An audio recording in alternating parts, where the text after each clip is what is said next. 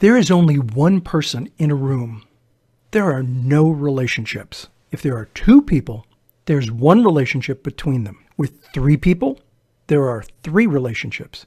But with four people, there are actually six relationships. With five people, there's 10 relationships. And if you have a strong network of, let's say, 50 people, there are actually 1,225 relationships.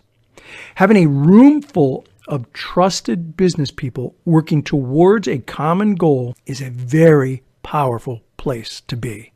Having that many solid relationships in a room dramatically increases the opportunities for you.